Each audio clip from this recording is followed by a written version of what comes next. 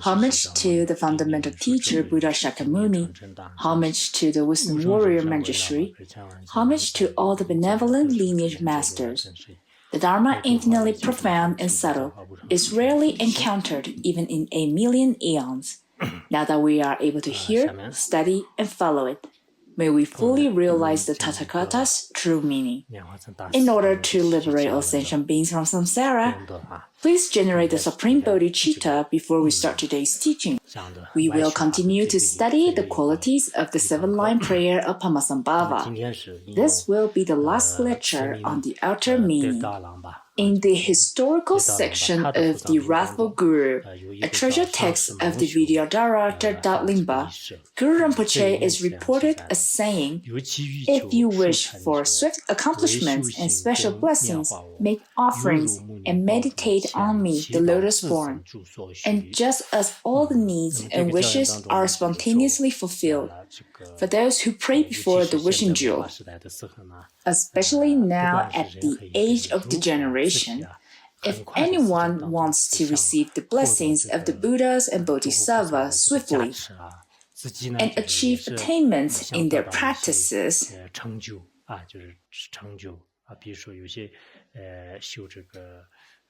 such as accomplishing the 4 activities of pacifying, enriching, magnetizing, and subjugating,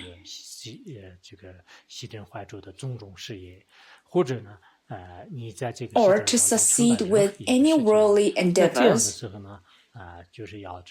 then they should make offerings, pray and meditate on Padmasambhava. If you continually do so with sincere, fervent devotion,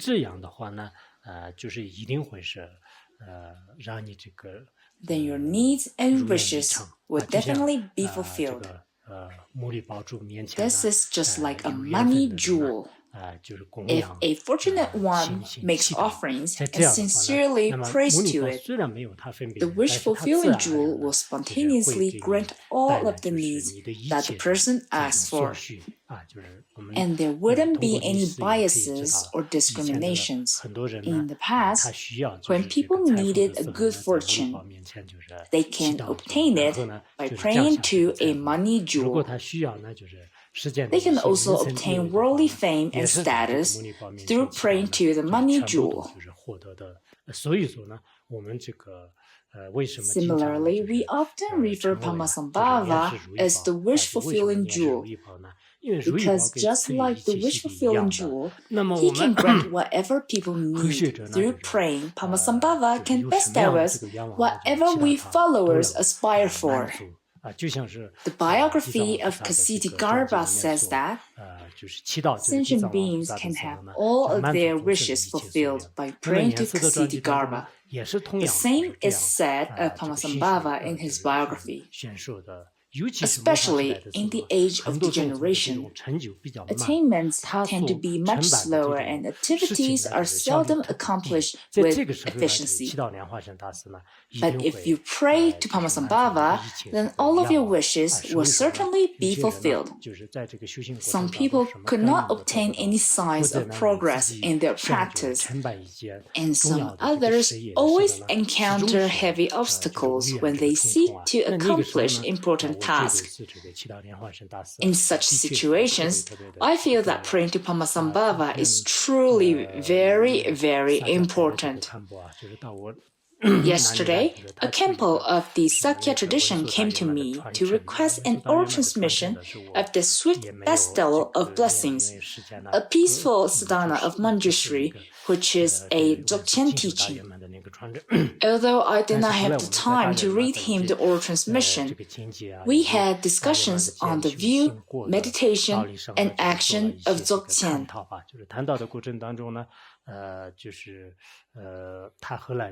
Later, he said that he often encountered obstacles during the course of his practice and his Dharma activities. Many things went splendid at first, but then gradually slacked off. In the end, nothing can be accomplished. He asked me for advice on this. Well, I said, I don't know either. My own conceptual thoughts are not necessarily correct. But I do believe that praying to Padmasambhava never fails. I, myself, have been praying to Padmasambhava with all my mind and heart ever since childhood. I have never changed or slackened on doing so.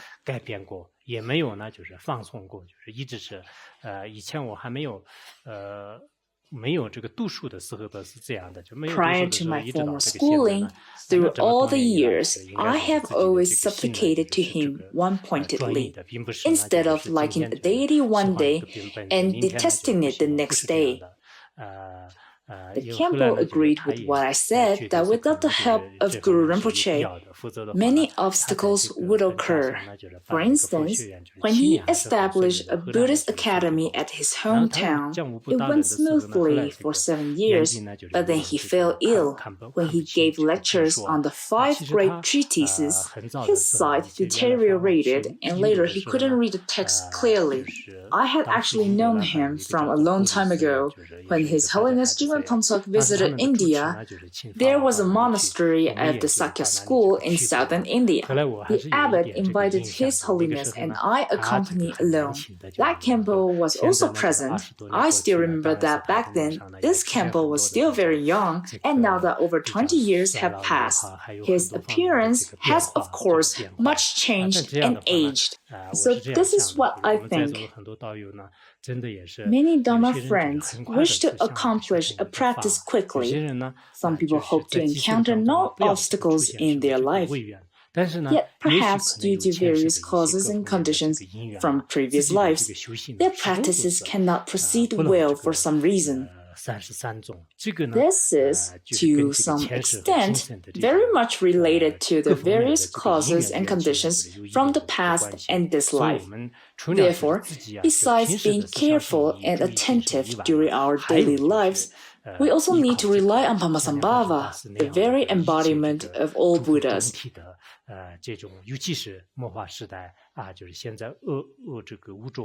It is especially important to pray to this wish-fulfilling jewel during this era where the 5 degenerations prevail.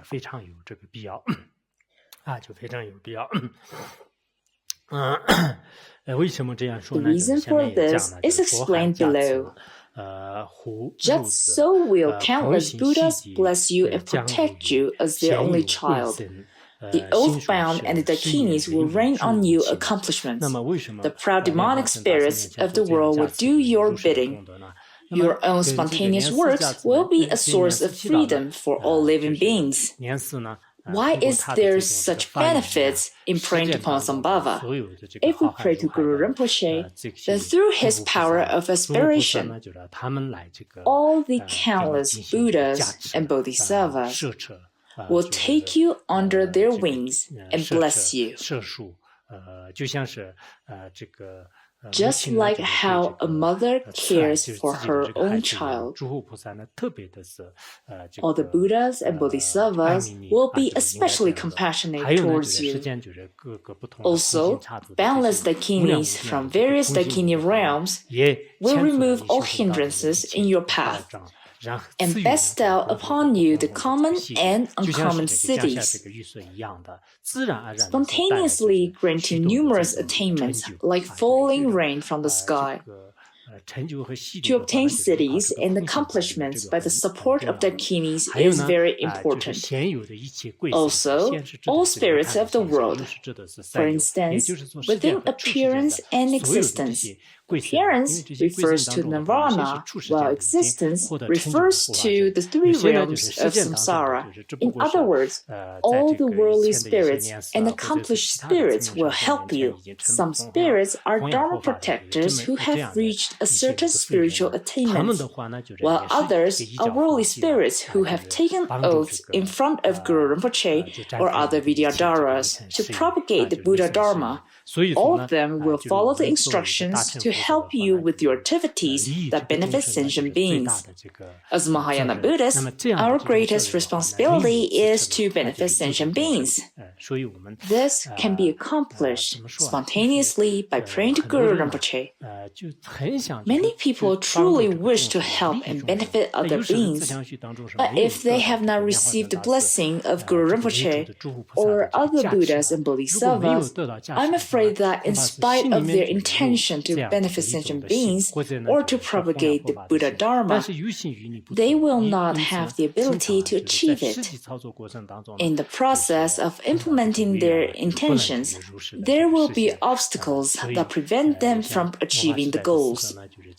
Therefore, in this time of the generation, it surely is very important for every one of us to pray to Pamasambhava. Relying thus on me brings forth these benefits. Throw away your doubts. Make effort in the practice. O king and subject, if you are deceived, then Pamasambhava is weak indeed. Pamasambhava says that the blessings of Buddhas and Bodhisattvas, Dakinis and Dharma protectors mentioned above, could be obtained through Guru-rinpoche. Therefore, during our practice, we should refrain from meaningless thoughts and dispel all doubts. Guru-rinpoche will never deceive anyone at all. It is said in the sutra, the words of the Buddha are utterly honest and will never deceive. Even if the sky were to collapse, the Buddha's words will never deceive. Similarly, Guru-rinpoche had promised to the king, the ministers, and to all people that his Vajra words will not deceive anyone. Therefore, once we accomplish the practice of Pamasambhava, all practices of other deities and Dharma protectors will naturally be accomplished. I think about it all the time that praying to Guru-rinpoche is truly important. Just like secular matters, if the highest leader is convinced, then it wouldn't be too difficult to work with the subordinates. Likewise, if the wisdom or blessings of Pamasambhava are dissolved into our mind, so would the blessings of great masters of various schools, as well as Dharma protectors and deities. Because Guru-rinpoche is the embodiment of all Buddhas. With this in mind, we must pray with single-minded devotion. Even if you really can't generate faith in Guru-rinpoche, you should never denigrate carelessly. It is good that the majority of Buddhists today have traveled onto the genuine path. Why do I say so? Around the 70s and 80s, there was a considerable portion of people who denigrated the teachings and practices of Pamasambhava. When we heard about this, we were extremely shocked. We felt very sad and sorry for these reckless people. Chances are, they don't even have the slightest portion of the wisdom, compassion, and power of Pamasambhava, who is the embodiment of all Buddhas of the three times. Of course, if these people have a special intent or secret meaning, then that will be a different story. Not only ordinary beings, even famous scholars or Dharma teachers should never denigrate Pamasambhava. To criticize, you need to have valid reasons. But if you were to come to Tibet and carefully make an in-depth study of the dharmas of Pamasambhava and read his biographies, then in the end, you will not even think about denigrating at all. Today, there is still an exception of very few Buddhists who attack Vajrayana as their minds are overshadowed by wrong views. Such cases of slandering also happen to other Buddhist schools like the Pure Land, Chen and Huayan.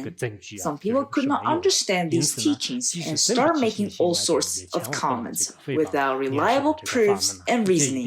Even if you can't generate faith in the teachings of Pamasambhava, you should never denigrate it. This is something to keep in mind. As stated in the commentary, all these infallible Vajra promises we should lay up in our hearts. This is what Ju-Mipam Rinpoche tells us. For Buddhists, words coming from Ju-Mipam Rinpoche should be credible. We need to know the value of these Vajra words. He tells us that we should remember these Vajra promises in our hearts, that is devoid of any deceptions. It's not okay if you lose faith in the teachings and practices of Pamasambhava, or even slander them 2 or 3 years after you have received this course. Instead, you should treasure and remember these words forever. For wise people, the teachings that they have obtained while they were young will stay fresh in their memory even when their hairs have turned gray. Some great masters continue to use the teachings from their early years even until the last moment of their life. And even in their future lives, they will continue to receive immeasurable benefits from these teachings. We should consider Guru Rinpoche as our wish-fulfilling jewel, the all-sufficing embodiment of all refuges. And we should consider this sovereign invocation of the 7 lines as our main practice, reciting it with a steady, balanced devotion, not too tense and not too slack. Here, we should first recognize that Pamasambhava is the embodiment of all refuges.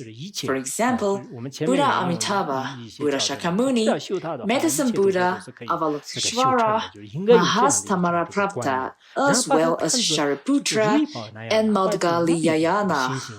The essence of these refuges that we often pray to can all be embodied by Pamasambhava. Pamasambhava is all. I have previously quoted scriptural evidences showing that by just meditating on Pamasambhava, all practices of other Buddhas can be accomplished. Knowing this, we should see Pamasambhava as a wish-fulfilling jewel, and therefore be filled with exceptional devotion, joy, and urgent yearning. I often think that during the time of degeneration, karmic obscurations and destructive emotions are influential, while all sorts of obstacles are numerous. In such times, Pamasambhava is like a luminous lamp in darkness. We should supplicate with his 7-line prayer. It is supreme among all prayers in the world, and the swiftest at granting blessings. Therefore, it is crucial that we recite the 7-line prayer on a regular basis. Also, Guru Rinpoche's biography and many monastic daily recitations include the prayer in 7 chapters to Pamakara. Although we have not made it mandatory here, it is recited at many monasteries. This prayer is also very important. There is a section in the secret biography of Khyentse Yeshe Dorje that mentions the prayer in the 7 chapters. When Khyentse Yeshe Dorje intended to carry on a vagabond life, he requested his students not to follow him. However, many students pleaded, "No matter where you go, we must follow you, our Guru." Then Yeshe Dorje compromised and told them, "If you come alone, do not reveal my identity to anyone that I'm Yeshe Dorje. Tell others that I'm a stupid, illiterate man, and call me the stupid tower." The students had to agree to this. Later, they arrived at Labrang Monastery and sought Gontang Rinpoche. Outside the monastery, they came across a sturdy geishe who was circumambulating. He asked, "Who are you?" "We come from Dabo," they replied. "We would like to see Gontang Rinpoche and request teachings from him. Will we be able to do so?" "There should be no problem," said the geishe. Yeshe Dorje's company slowly inquired around and eventually came into the residence of Gontang Rinpoche. There, they found out that Gontang Rinpoche was the geishe that they had just met outside of the monastery. He kindly made preparation for their arrival. Sitting on the Dharma seat himself, There was another yellow Dharma seat next to him. He offered them rice and tea. Usually, when entering a Gelug monastery, the guest would be offered with ginseng fruit. Not sure if they were rice at that time. Anyway, I remember the biography mentions that they were offered rice. Gongtang Rinpoche said, "Please have your teacher sitting in the Dharma seat.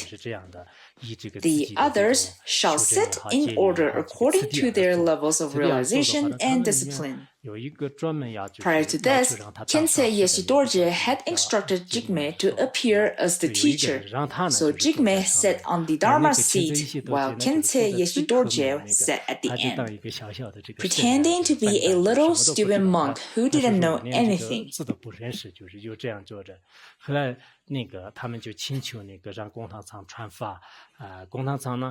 Gongtang Rinpoche said, "I can transmit the most profound teaching in our Gelug school, the three principal aspects of the path, to you. In your Nyingma school, the foundation of all your practices, source of blessing, and cities are the Guru Yoga.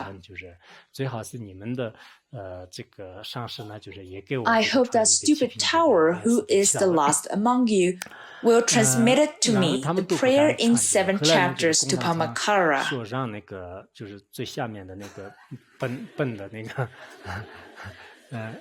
Jigme quickly replied, "Stupid tower is illiterate.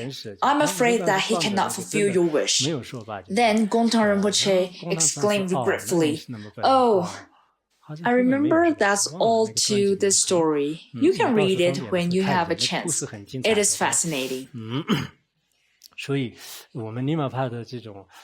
As we can see, the 7-line prayer and the prayer in 7 chapters are very, very crucial in the Nyingma school.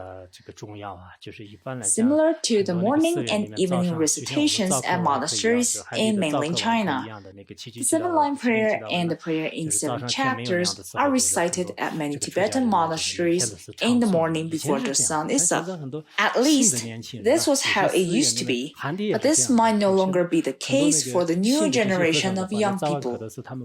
It is the same in mainland that many novice monks can't even memorize their morning and evening recitations. The recitations are painful for them and they doze off.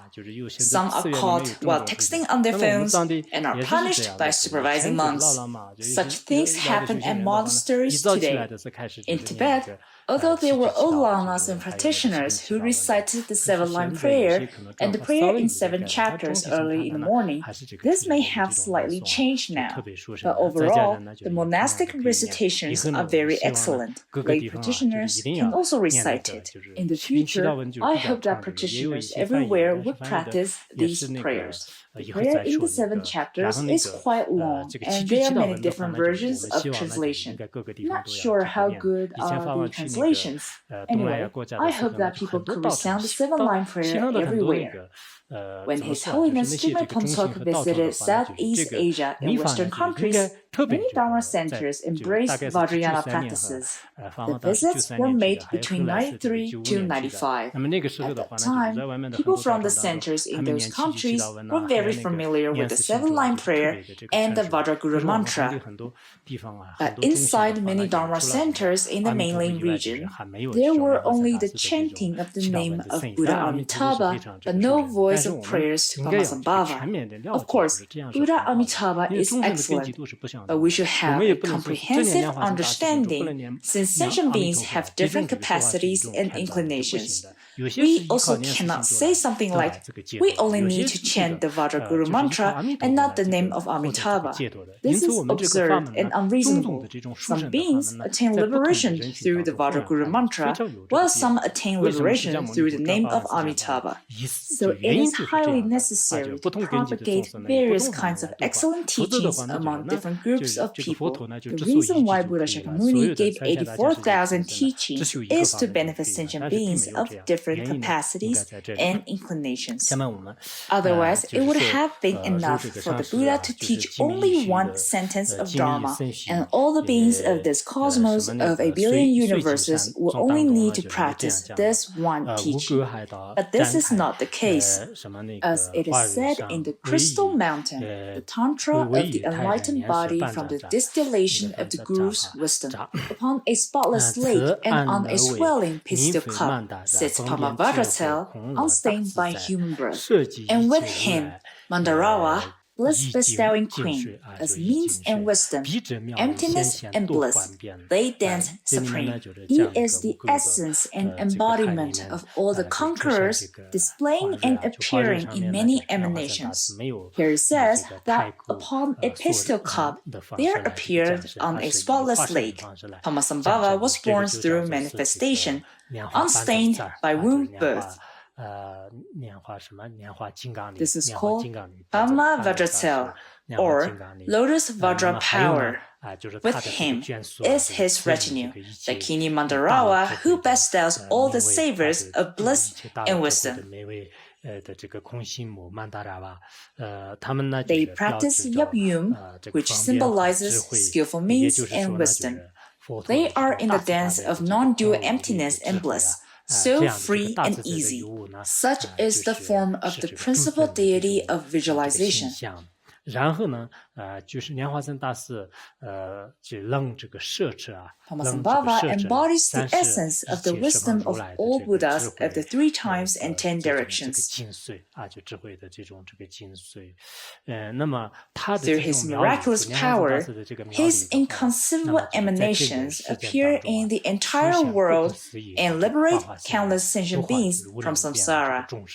就都化无量无边的这个众生，所以在这里面呢，简单的已经这个叙述了。So this is a simple description of Pamasambhava from his birth to his activities. 所以之前的这个内容。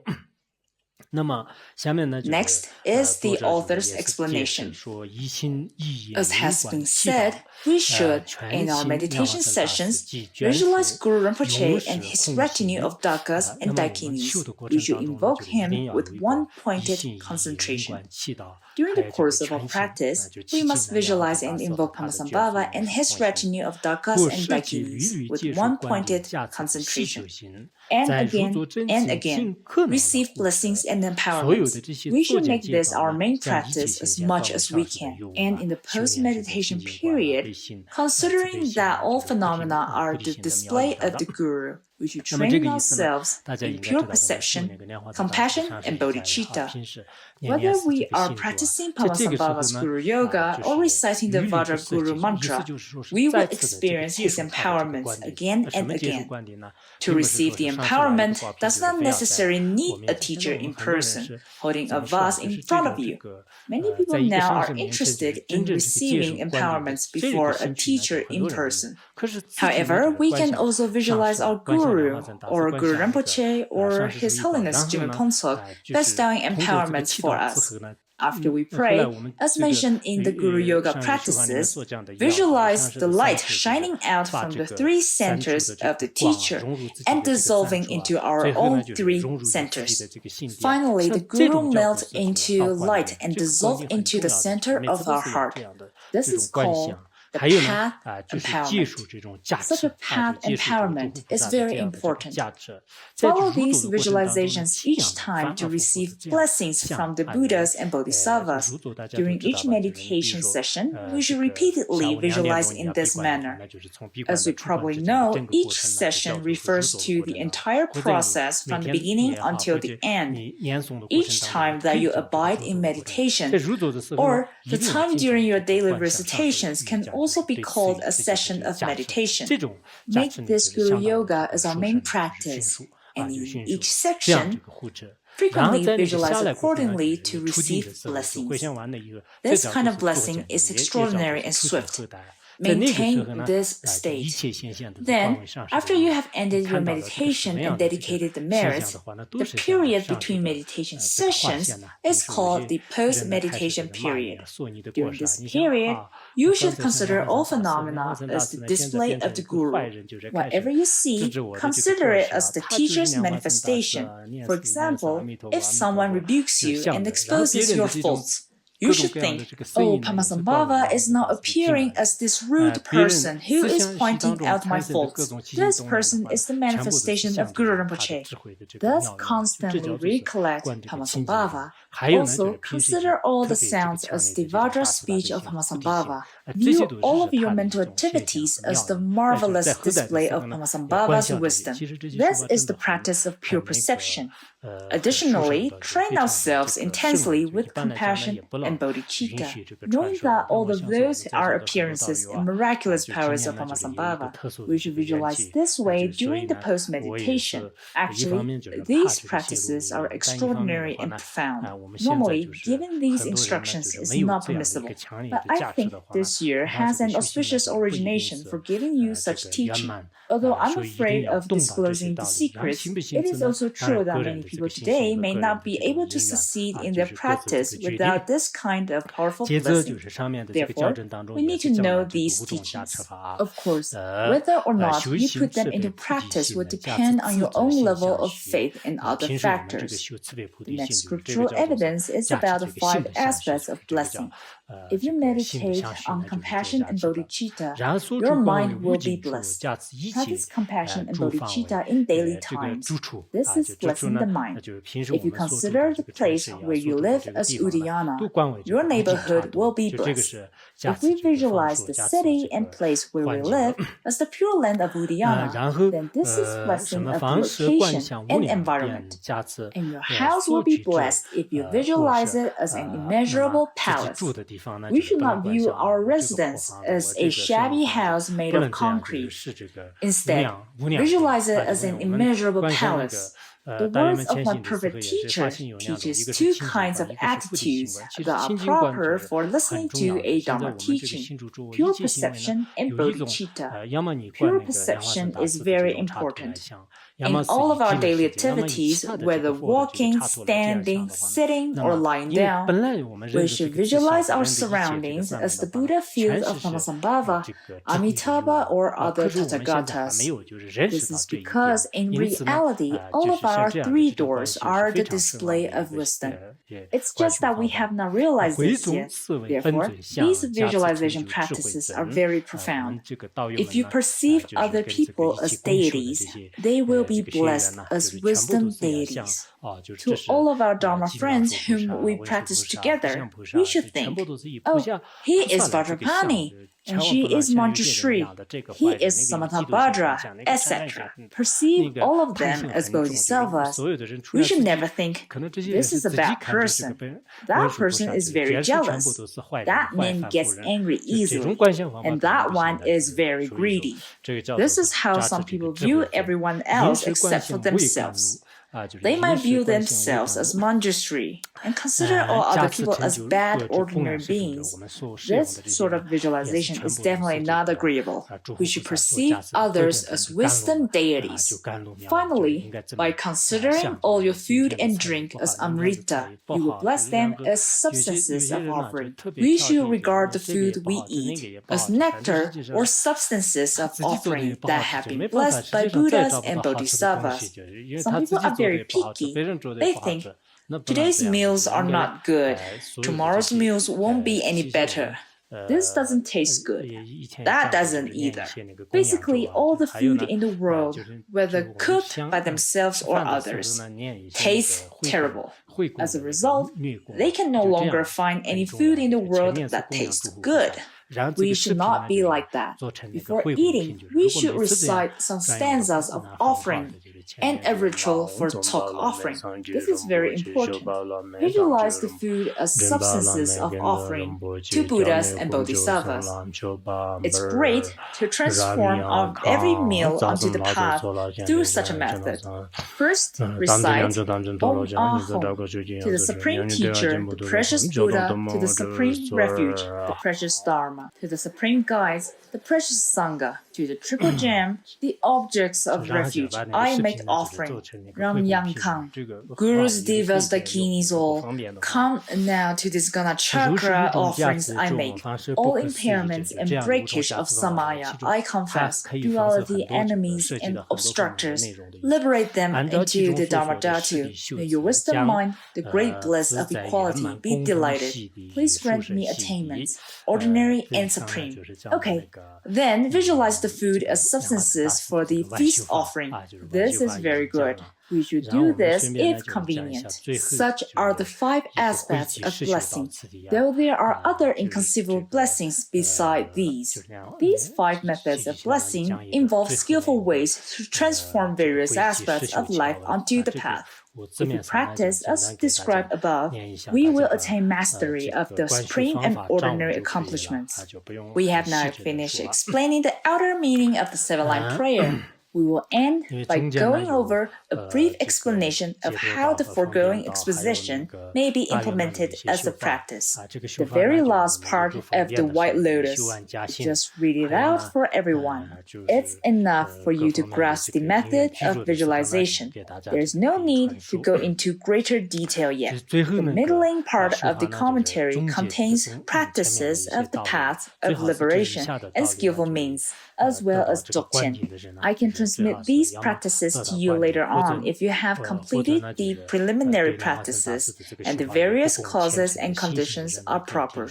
This last practice summarizes some ideas of the previous parts, so it is best if the listener has either received the empowerment or has extraordinary faith toward the practices of Pamasambhava. Here it reads, in the beginning, we can use the 7-line prayer as a part of the Guru Yoga practice.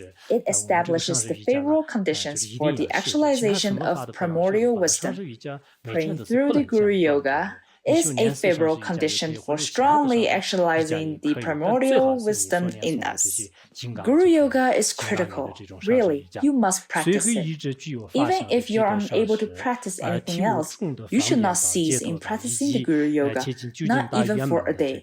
You can practice the Guru Yoga of Pamasambhava or other teachers, but it's best if it is a Guru Yoga of Vajra words.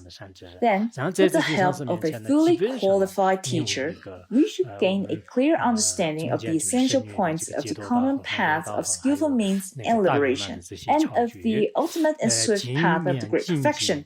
Practice the Guru Yoga continuously. Meanwhile, in front of a fully qualified teacher, you should learn and gain an understanding of pith instructions of the paths of skillful means and liberation, as well as dzogchen. Next, we should make these the heart of our practice and meditate with diligence.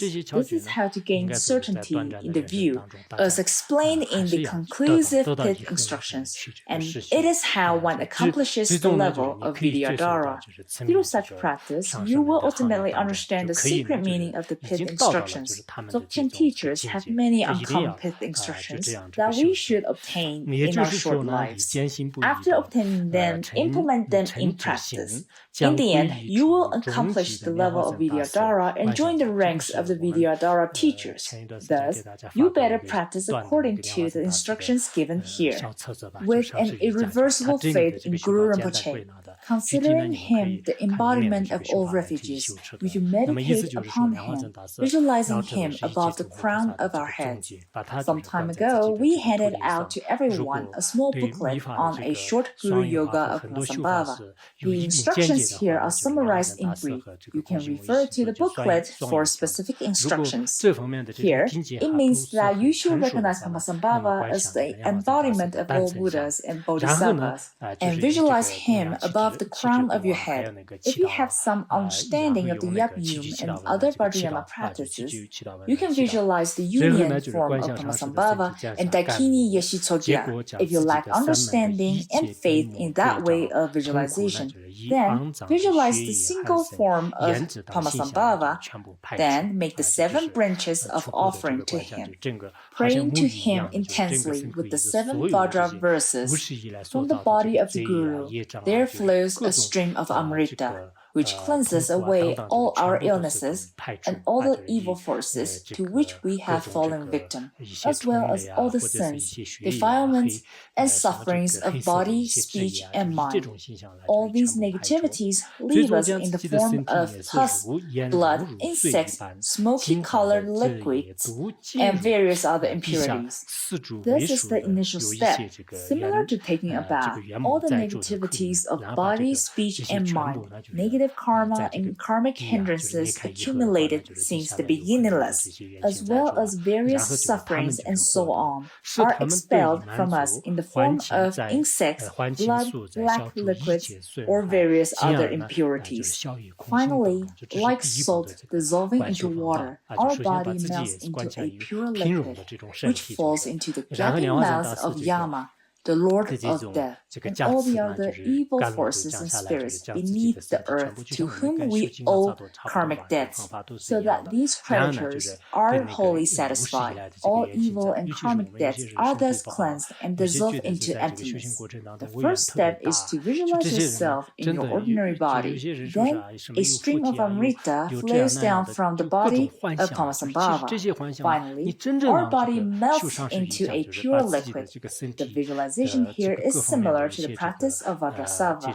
Then, offer this liquid to all the foes and karmic creditors since the time of beginningless. Some people have physical illnesses, while some others feel that they have immense obstacles in their practice. Some people say that they have been possessed by spirits or experience various illusions. In these cases, if you can really practice the Guru Yoga and give your purified body to your foes and karmic creditors so that they are satisfied, then you will obtain excellent results. Then we should meditate on our bodies as being the luminous body of the Yidam deity to whom we feel an affinity. You can visualize yourself as Manjushri or Avalokiteshvara. You have already visualized your body like salt dissolving in water, which you offer it to your foes and karmic creditors. Now, visualize your body as the luminous body of the Yidam deity to whom you feel an affinity with. You need to understand this practice. Some people always claim to be a practitioner, but haven't had a single through session of practice. That is ridiculous. Some people practice a teaching for 1 or 2 days after receiving it, but they stop after that. Usually speaking, a person should select 1 or 2 profound teachings as their lifetime practices. These will be their lifelong practices. Regardless of which monastery you go to or which school of teaching you follow, you need to always do the practices that you have adopted. This is very important, since you have given your body to foes and karmic creditors, similar to what has been taught in the swift bestowal of blessings, a peaceful sadhana of Manjushri. Then, visualize your body as a luminous body, and we should consider that guru-rinpoche, visualized above the crown of our heads, descends into the center of the 8-petal lotus of our hearts and mingles in a single taste with the indestructible essence drop. We should then remain in a state of meditative equipoise in the primordial wisdom of great bliss. Finally, the guru above the crown of your head turns into light. In some practices, the guru becomes a sphere of 5-colored light. The guru yogas of His Holiness Jigme and Guru-rinpoche are slightly different in the later stages of visualization. Anyways, think of the teacher turning into light and dissolving into your heart. The inconceivable wisdom of the teacher and your own dualistic mind merge into one. Remain in this state for a while. I hope that you will all rest in this state when you practice the Guru Yoga. What should you visualize during this stage?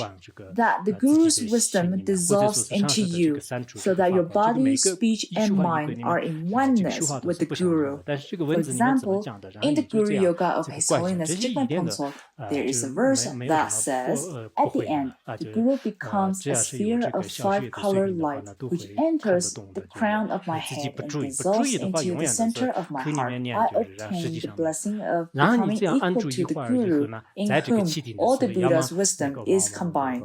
In general, remain in this state for at least 30 seconds, a minute, or longer. Everyone should do this while practicing the Guru Yoga. I hope that people in the mainland region will practice the Guru Yoga of Guru-rinpoche or His Holiness Jigme Phuntsok regularly.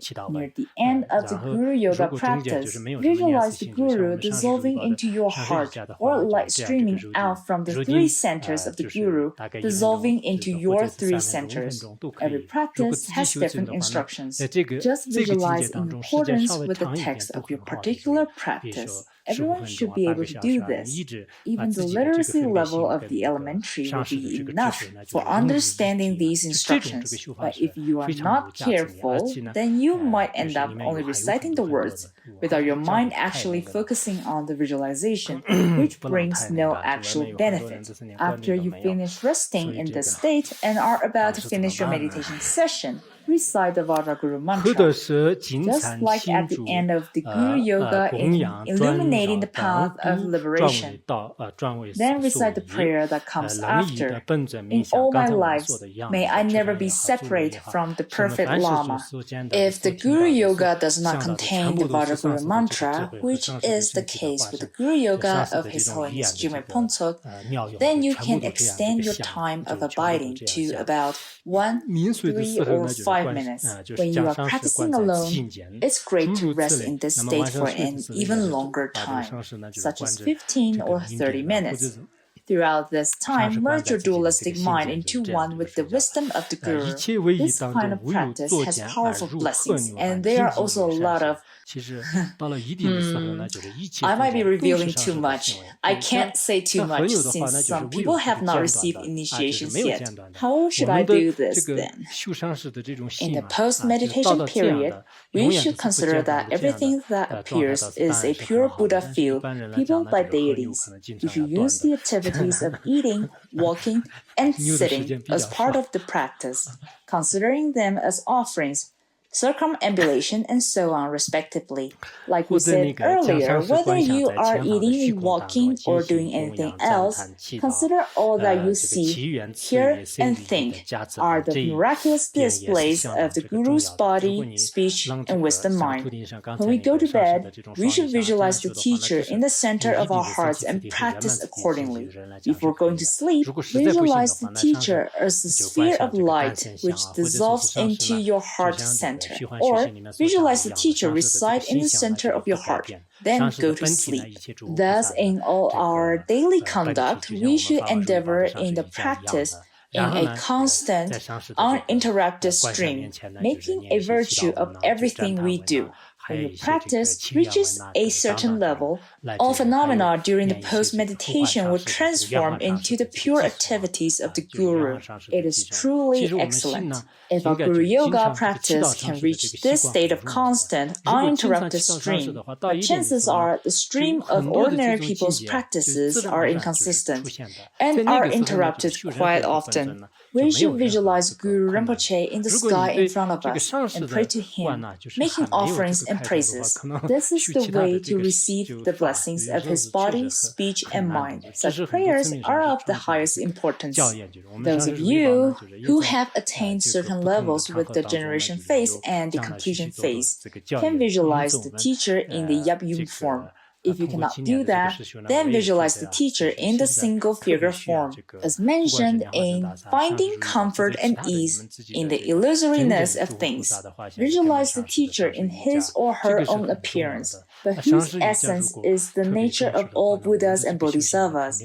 This is also the case with the Guru Yoga of His Holiness Jigme Pontsok. Before the visualized teacher, make offerings and recite some prayers, praises, or verses of aspiration, like calling the Guru from afar. It is very important that we make the habit of praying to the teacher consistently. If we often pray to the teacher, then, after a certain time, many attainments will spontaneously arise, and there will be no difficulties in practicing any deities. But if you haven't received the blessing of the teacher, other practices can be quite rocky. This is a teaching passed down from many Vidyadhara masters. His Holiness Jigme Pontsok had also given many teachings related to these at various occasions. After our practice this year, I feel that we now really need to practice the Guru Yoga. It can be the Guru Yoga of Hamasambhava, His Holiness Jigme Pontsok, or your own root teacher, who is a true emanation of Buddhas and Bodhisattvas. This is very important. If we place a great importance on Guru Yoga, then our practice would definitely succeed. If we undervalue the Guru Yoga, then numerous obstacles and hindrances will certainly appear along the way. For, generally speaking, all the perfect qualities of the upper realms and the ultimate excellence of Buddhahood manifest when we follow a teacher. This is why the teacher is so important. This is particularly true of the realization of the profound path, which depends entirely on the reception of the teacher's blessings. Here it says that if we wish to attain enlightenment, we must obtain the blessing of the teacher. This is not only true in Tibetan Buddhism, but also evident if you read the biographies of many enlightened practitioners of the Chinese Buddhism. In numerous cases of Chan school, it was through the blessing and the pointing out from the teacher that the students attained enlightenment, most importantly being the devotion and pure perception toward the teacher. Through these causes and conditions, a person should be able to attain enlightenment. As it is said, the ultimate and co-emergent wisdom comes only through the gathering of merit and the cleansing of all faults, and from the blessings of accomplished gurus. To seek it elsewhere, you should understand, is folly. This is often quoted in other teachings too. The innate absolute wisdom, in other words, the intrinsic wisdom, can only be unfolded and realized through the accumulation of merit and the removal of obscurations. Therefore, accumulating merits and purifying obscurations every day is one prerequisite for attaining realization, another being the powerful blessings of accomplished teachers. These two are the best means of attaining realization. Seeking other methods besides these is foolish. Therefore, those who wish to attain realization must follow the Guru's teachings, especially with the practice of the Guru Yoga. This will allow us to swiftly accomplish our aims without obstacles. But if we don't do so and choose other practices instead, then various obstacles will easily arise. For example, many people today really like to do practices that involve essences, channels, and wind energies. There was a person who said, "I do vast breathing, holding deep breath in my belly every day. In the end, I feel like my belly is empty of internal organs. I became like a huge glass vase. But sometimes, when I think of it, there seems to be a venomous snake inside. For us, even just hearing about this is a bit scary. It's unnecessary for one to practice based on one's own conceptual thoughts without the guidance from a teacher. If you have time, then you should practice by following reliable, reasonable teachings of great blessings, like the authentic Guru Yogas of your own teacher or guru-rinpoche. This is indeed great. Some people might compose a praise or Guru Yoga on their own, claiming that their teachers are the same as Buddhas, that they themselves are like bodhisattvas, and rashly pray with their own so-called Vajra words. But I think there's no need for this. The words that we read should be the words of the truly accomplished beings, such as Masambhava or other accomplished gurus.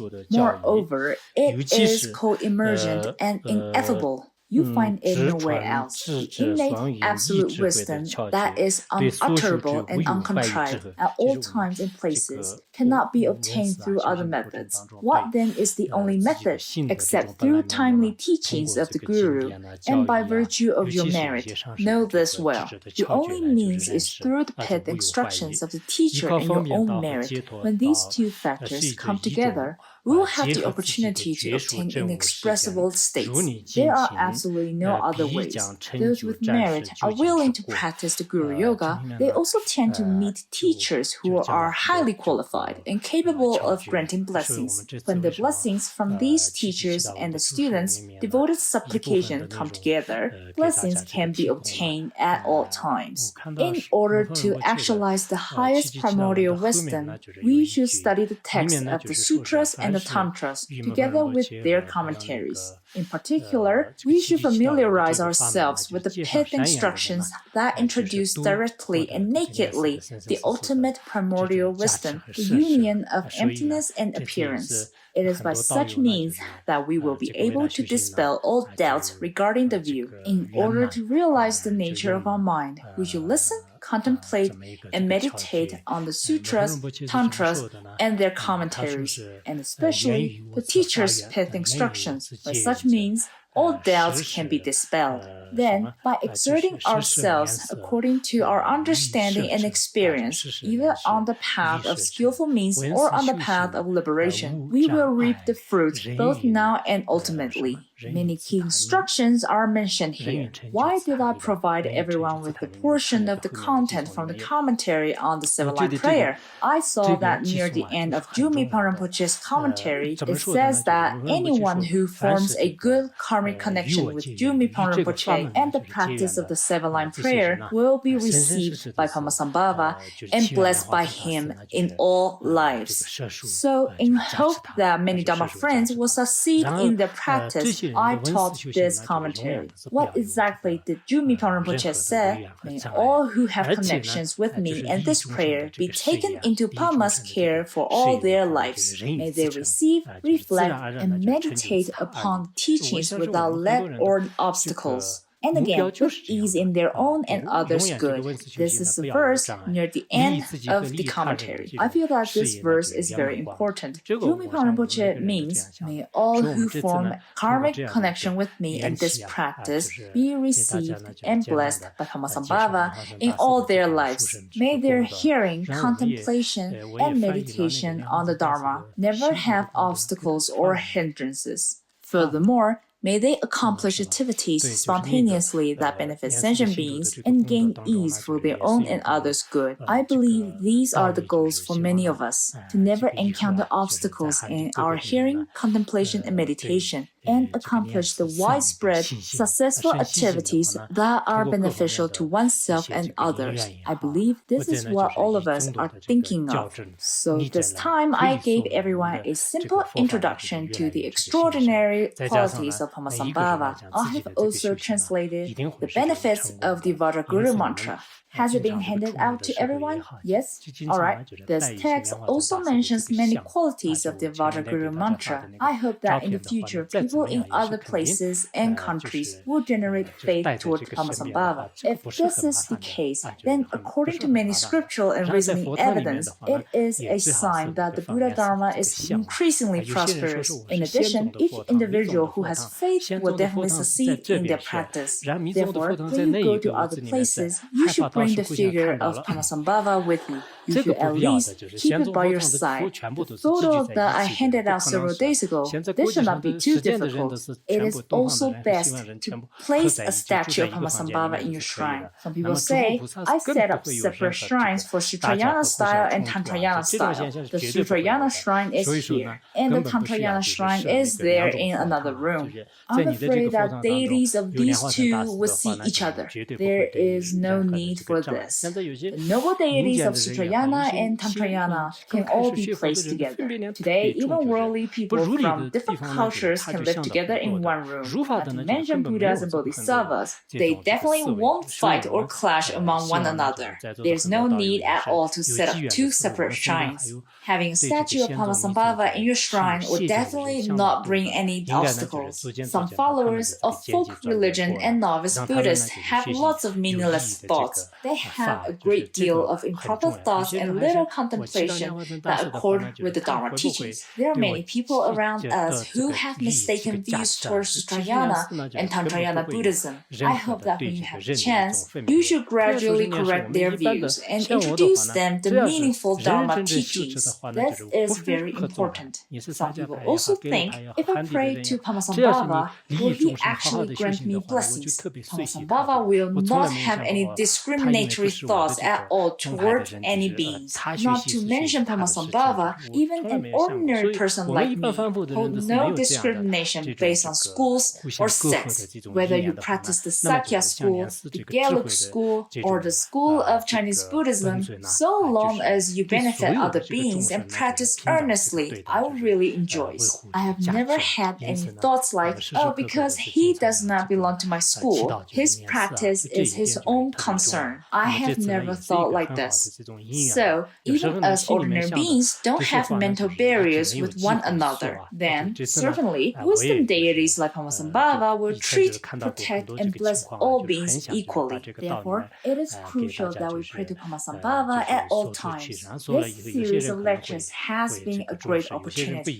Sometimes I have things I want to say but couldn't find the chance for it. In the past, I have seen many situations and wanted to address them for everyone. And this time, I am finally able to do it. But probably after I've shared these, some might take them seriously while others may not. It's okay if you don't, but if you do, then you might obtain great benefits for yourself and others.